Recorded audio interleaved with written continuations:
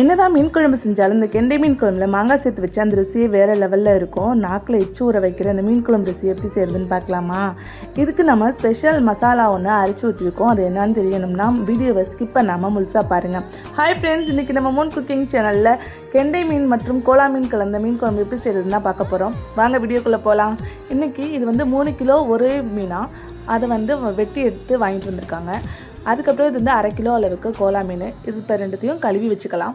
இப்போ மீன் குழம்புக்கு மசாலா அரைக்கிறதுக்கு தேங்காய், வெங்காயம், தக்காளி, அதில் கொஞ்சமாக சோம்பு சேர்த்து நல்லா நைஸாக அரைச்சி எடுத்து வச்சுக்கோங்க ஒரு ஓரமாக. இப்போ கழனி தண்ணியில் கொஞ்சமாக குழம்புக்கு தேவையான அளவு புளி சேர்த்து அதையும் நல்லா ஊற வச்சுக்கோங்க. இன்றைக்கி சின்ன வெங்காயம், தக்காளி, கருவேப்பிலை, மல்லித்தலை, பச்சை மிளகாய் தான் சேர்த்துருக்கேன். மாங்காயும் ஒரு மாங்காய் எடுத்திருக்கேன். இன்றைக்கி புளியை ஃபஸ்ட்டு கரைச்சிக்கலாம். நல்லா வடிகட்டிட்டு நல்லா கரைச்சிக்கோங்க. இதில் மஞ்சத்தூள், காரத்துக்கு தகுந்த மிளகாய்த்தூள், இந்த கரண்டியால் ஒன்றரை கரண்டி நான் மல்லித்தூள் சேர்த்துருக்கேன். நீங்கள் குழம்பு மிளகாய்த்தூள் இருந்தாலும் போட்டுக்கோங்க. கொஞ்சமாக நறுக்கின சின்ன வெங்காயம், பச்சை மிளகாய், தக்காளி சேர்த்துக்கோங்க. மல்லித்தலை, அரைச்ச தேங்காய் விழுதையும் சேர்த்து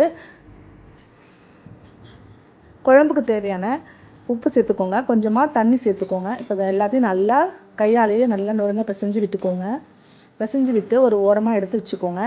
இப்போ நம்ம மீனை சுத்தம் பண்ணி க்ளீன் பண்ணி எடுத்து வச்சுருக்கேன்.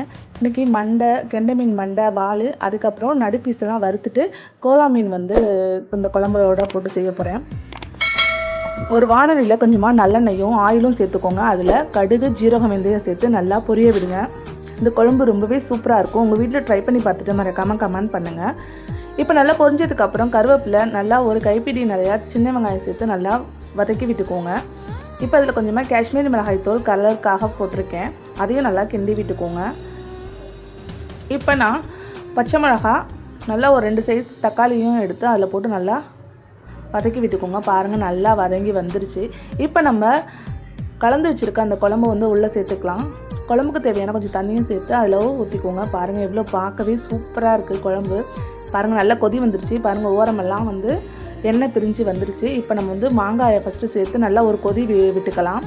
நல்லா ஒரு கொதி கொதிச்சதுக்கப்புறம் மீனெல்லாம் உள்ளே சேர்த்துக்கலாம்.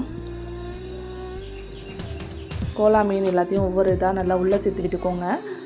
அகலமான பாத்திரம் இருந்தால் தான் உங்களுக்கு மீன் உடையாமல் வரும். இப்போ பாருங்கள், நல்லா குழம்பு கொதித்து வந்துருச்சு. இப்போ இதில் மல்லித்தலையை தூவி இறக்கணும்னா சூப்பரான மீன் குழம்பு ரெடி என்னோடய ஸ்டைலில். நெக்ஸ்ட் வீடியோவில் மீன் வறுவல் ரெசிபி வந்துட்டுருக்கு. மறக்காமல் அதையும் தொடர்ந்து பாருங்கள். இது போன்ற புது ரெசிபிகளுக்கு மூன் குக்கிங் சேனலை சப்ஸ்கிரைப் பண்ணுங்கள்.